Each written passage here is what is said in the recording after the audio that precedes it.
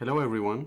In this video, we are going to talk about logistic regression for classification. So in particular, we're going to see logistic regression for binary classification. What is binary classification? Binary classification problems are the ones that have two classes in the data, two possible classes. For example, face or not a face in images. For example, when we are taking pictures with our cameras, we can see that the system puts a square over our face. That model is a binary classifier that tells if in the image there is a face or not. It's a bit more complicated than that, since they need to use this binary classifier in every single frame in order to detect the position and the size of the face. Also, positive or negative result in a diabetes tests database, right? Or detect if the animal in pictures are cats or dogs, or in a credit assessment data, detect if a given person is a high risk or a low risk for credit lending, and so on. In the model, we are going to use y for the class, and it can take two values, 0 or 1. And this is an example, right, of training data where in blue we have the data that belongs to class 1, and in green we have the data points that belong to class 0. So we are going to use probability distributions to model the classification problem. So instead of saying class of a given data point x is equal to 1, we are going to use the probability that the class is equal to 1 given x, or conditioned in the data variables. So given that the class is binary, for the class probability, we are going to use a Bernoulli distribution. So a Bernoulli classification is going to use the Bernoulli distribution to decide if a given data point belongs to class 0 or to class 1. So here we can see the Bernoulli distribution, and it's very simple. Even though it looks kind of complicated at the beginning, we can see that it's basically the product of two terms, where in general just one of them will survive. Why? Because given that y is or 0 or 1, when y is 0, this term is going to become 1, and this is the only term that will survive. It's basically y minus theta. But if y is 1, then this term is going to disappear, and this will survive as just theta. So this distribution basically switching between using theta or 1 minus theta for classification. So the probability of the data belongs to class 1 is going to be exactly theta. And for the probability of the data point belongs to class 0 is going to be exactly 1 minus theta.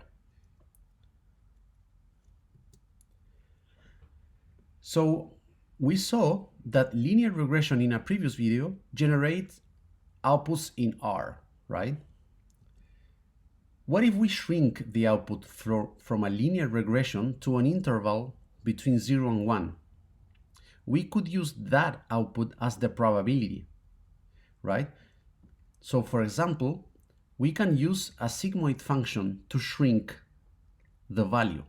We can see that this function goes from minus infinity to infinity, but every time it gets into the interval 0 and 1. So whenever we have an output that lives in R, like in the case of the output of linear regression, we can shrink it into the 0-1 interval just by using the sigmoid function. How? For example, let's say we have x that lives in Rn, any output from a regression that lives in any dimension. Then we apply the linear regression and we're going to get the output in R, right?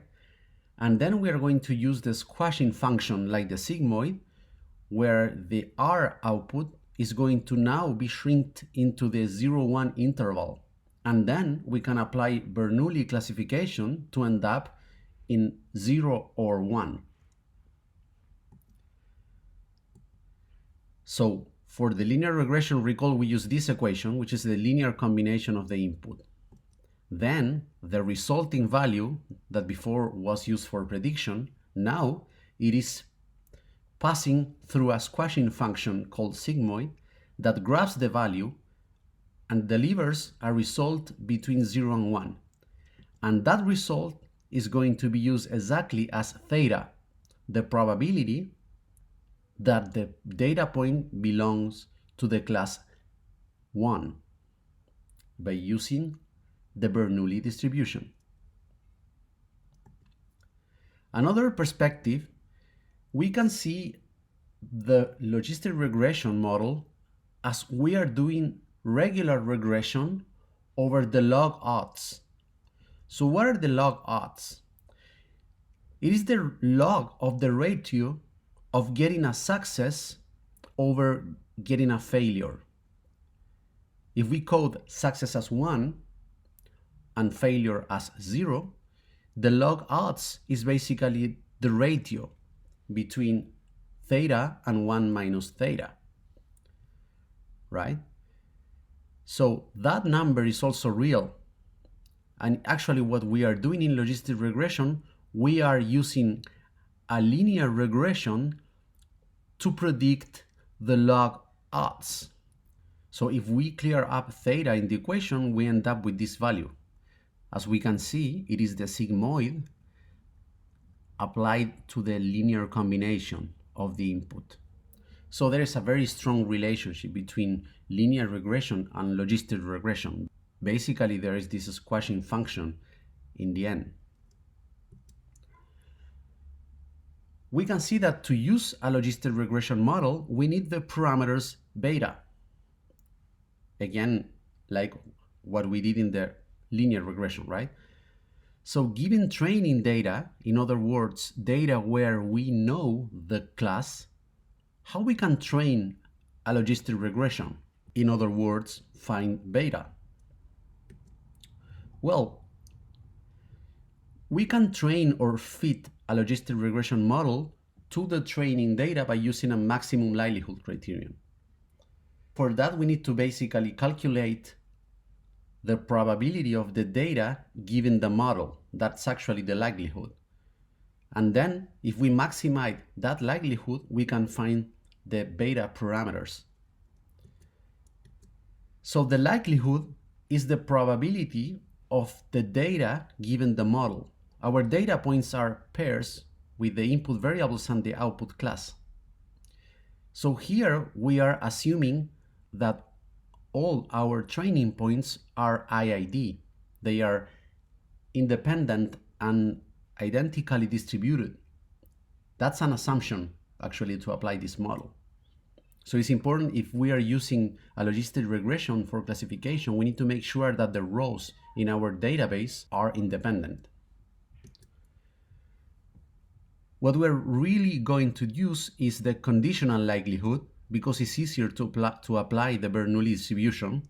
So we are going to maximize the probability of y given x and beta over the training points.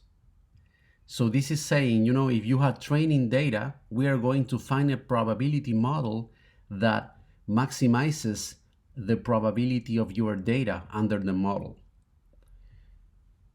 We're going to do that by using a Bernoulli distribution.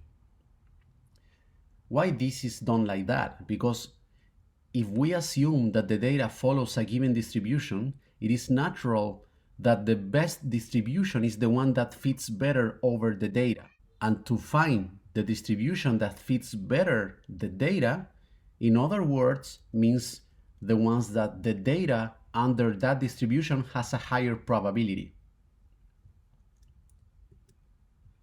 In practice, in general, we never work directly with the probability. we always apply the logarithm, because if we work with probability, very fast we will converge to zero, because probability numbers are very small numbers. So if we multiply the probability across the data points, very fast we will end up in zero, and it's not what we want.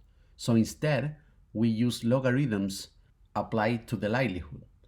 So when we use the logarithm of the conditional likelihood, the product transforms into sums, and then the exponent in thetas go under the logarithm, like here.